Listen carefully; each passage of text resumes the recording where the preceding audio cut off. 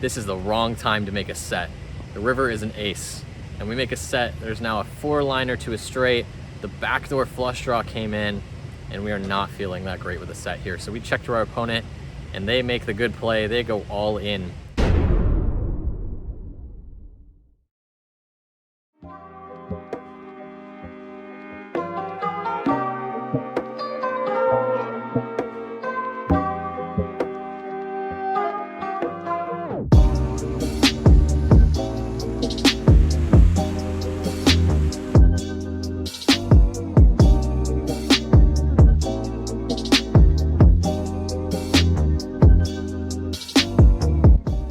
Here at the Port Orange City Center, City Hall, City Library, we got a nice walk around this lake right here. Gonna bring you guys a really awesome session that we played. Got a lot to talk about, ready to get into it. Let's go.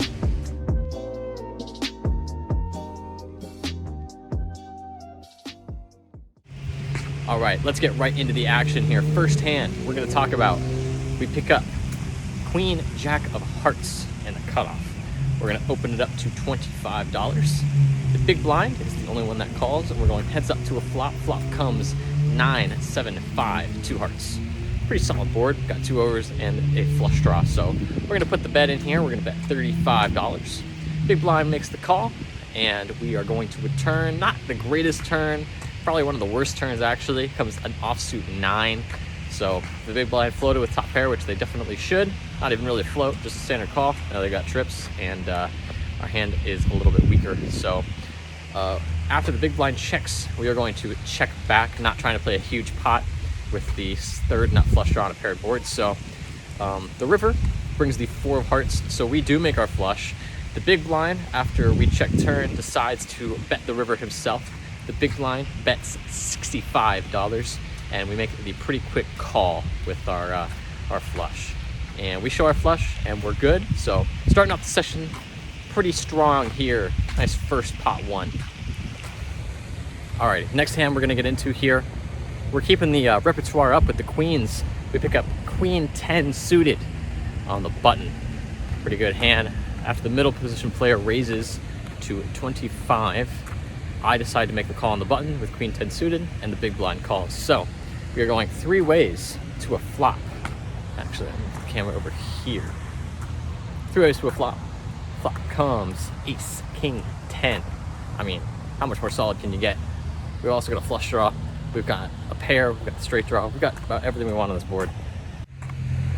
The middle position player continues his aggression, betting 50 into 2 people.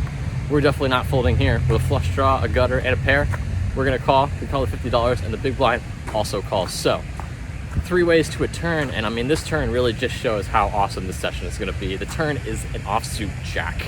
So we've got the queen, we've got Broadway here. Both the big blind and the middle position player check. We're gonna go for some value. We bet $90, but both of our opponents make the fold. So still winning healthy little pots here, continuing this session in style. Taking a little break by our big Christmas tree in the city center here to bring you a Christmas present of a hand. We look down at ace 10 of spades in middle position, raise it up to $25, and only the small blind decides that they're going to play. Heads up to a flop. Flop comes 9, jack, king, 1 spade. Very interesting here that the small blind decides he's going to donk lead into us for $50, which is actually over pot when you take the rake out of the pot. So we have so much equity here with a gutter and over and the backdoor flush draw that we're gonna make the call for 50 here. The turn, one of the most interesting cards in the deck. The turn is the jack of spades. It's a paired board now, but we have the nut flush draw, gutter, and 1 over.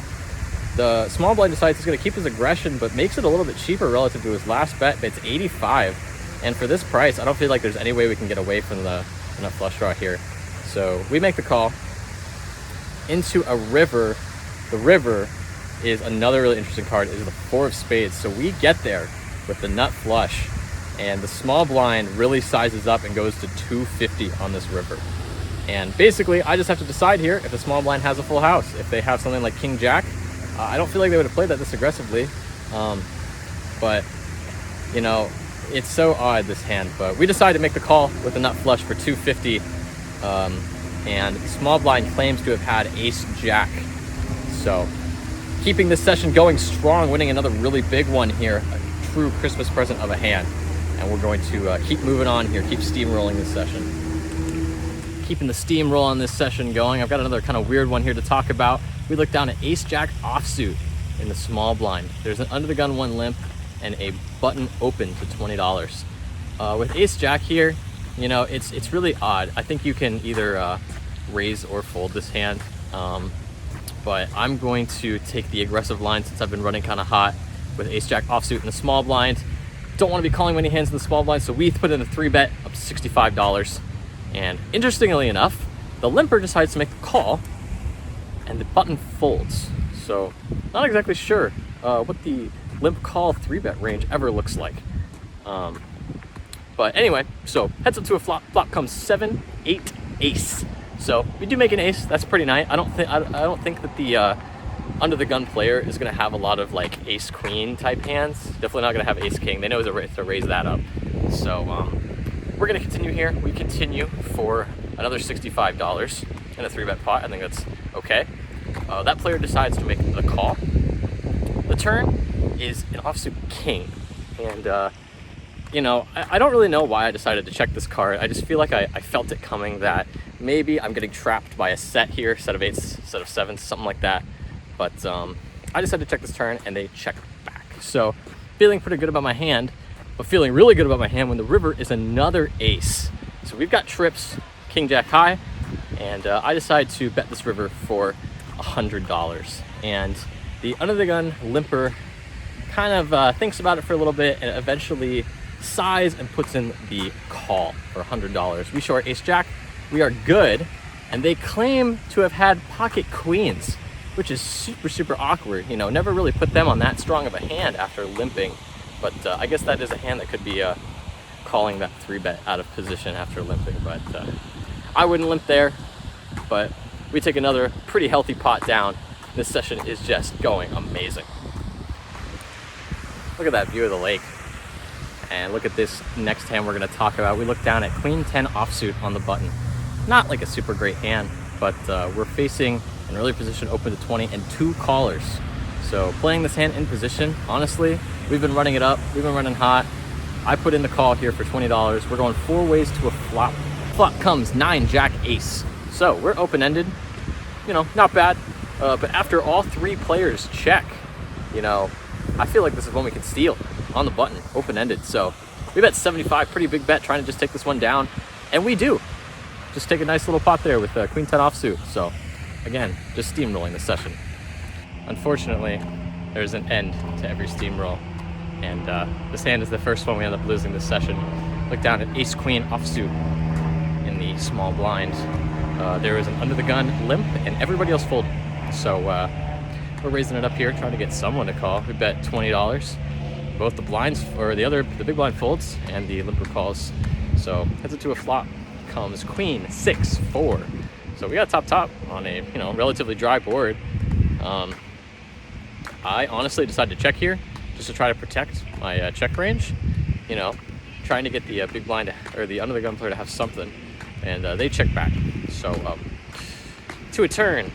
The turn comes a suited jack. So, you know, I think it's starting to start getting some value in this hand. We bet $25, and to our surprise, the under the gun limper raises to $65. And honestly, feeling pretty good. You know, if they're trying to take a stab at it, or if they hit the jack, I want some more money. So I re-raise, I 3-bet on the turn to $150, trying to get some value. And that player does make the call.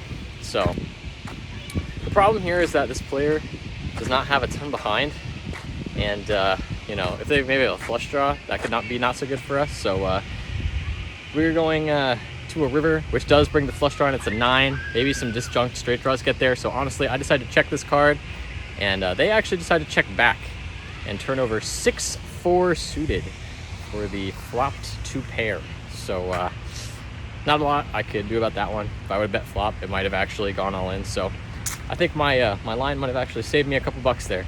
So next hand we're going to talk about here, we look down at 9-10 of diamonds in early position. And I decided that I'm going to raise it up here. I've been running pretty well, you know, playing okay. Ooh, a lot of echo in here. I don't like that. I'm going to get the view. 9-10 of diamonds, early position. We raise it up to $25. We get 3 callers, which not exactly what we want to see with 9-10 of diamonds, but that's all right. We get 3 callers. We go 3 ways to a flop. Flop comes, would you believe? 8 of diamonds, jack of diamonds, king of hearts. So we flop pretty good. I mean, we got the open-handed straight flush draw. We continue for 50, just half pot, looking to really either get raised so we can jam or build a big pot, but everybody else folds. So not really sure what anyone could have had, but we take down a nice little pot. So taking a stop outside the library here, a place of thinking, a place of learning. I'll tell you about a hand that I really had to think on and probably learn from a little bit. We looked down at a dream spot, went wrong. Look at pocket aces in the small blind. There's a cutoff open to $15 and we 3-bet to 55. Really trying to get some value out of this player. I've played with them before and I know that they will call a little bit larger of a 3-bet, especially since we're both kind of deep. So larger 3-bet sizes, check. So that player calls and the flop comes king, queen, deuce. Not the greatest flop for aces, but it is what it is. We're gonna continue here for a little bit smaller actually than our 3-bet. We bet 50, trying to get him to cling to even a queen. So the cutoff does make the call for 50 to a turn, probably the worst turn. In the deck comes a jack. Now there are 2 flush draws on the board, king, queen, jack on the board, so many 2 pairs, so many straights. This board is looking really tough to play. So, you know, I feel like you can check here sometimes, bet here sometimes. I decided to go with the aggressive route and I bet $100. And of course, as we feared, we get raised to $250. So not feeling super great about this spot, but don't feel like we can fold aces in this position. So we make the call for 250, really trying to evaluate on the river. And man, this is the wrong time to make a set. The river is an ace and we make a set. There's now a 4-liner to a straight. The backdoor flush draw came in and we are not feeling that great with a set here. So we check to our opponent and they make the good play. They go all in for $450. So gosh, this is one of those ones where you really just got to look at it later, think, what does their range look like? And after some deliberation of saying, oh, maybe he can have this and this, what do we really beat? We decide on the fold. We make the big top set laydown for $450. Feeling pretty good about being able to fold there as far as our future career in the game, but that was a really tough one. We get knocked down a couple notches, and but feeling pretty good from the beginning of the session. So last time we're going to talk about here, kind of a bigger hand than it needed to be, but is what it is. We look down at pocket queens for our last hand in the small blind. We're going to be raising it up here for sure over an early position limp. We make it $20. Both blinds, or the big blind folds and the limper calls. So heads up to a flop. Flop comes 10, 7, 5. 2 hearts. Got an overpair. Feeling pretty good. We're going to bet $30 here, trying to get a little bit of value. The limper decides that they are going to raise. They're going to go to $85. And looking at this board, looking at this player, this is the player that actually we lost 2 hands to. Also, this player had just busted and rebought, so we're trying to take advantage of a little bit of the tilt. I decided to make the super aggressive play, and we are going to go all in for $450 effective. So out of tilt, that player decided to call. $450 each to a run out of an 8 and another 8. So we table the pocket queens, they table ace-6 of hearts for no pair, just an over and the flush draw. Definitely taking advantage of some of the tilt here, and we get a nice stack in addition to what we've got wrapping up the end of our session here. So feeling pretty good. Definitely did pretty well in this session. So that concludes the end of our 4th session on the vlog. Into the game for $600, out of the game 4 hours later for $1,500, booking a $900 win. Feeling super psyched about that win. We ran pretty well, steamrolled the session, made a big fold, and feeling pretty good about it. So we're gonna take a nice walk around this lake here as a nice celebration.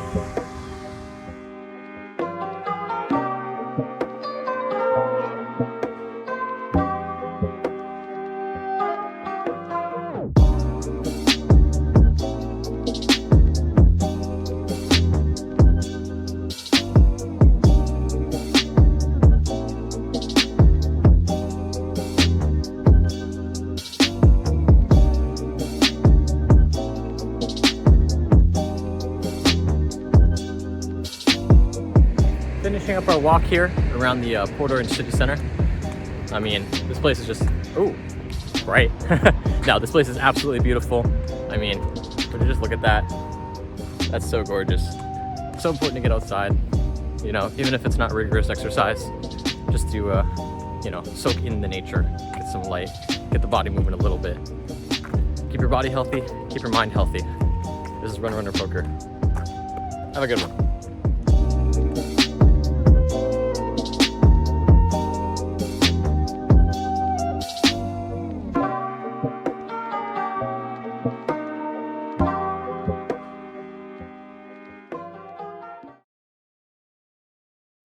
Look at all those chickens.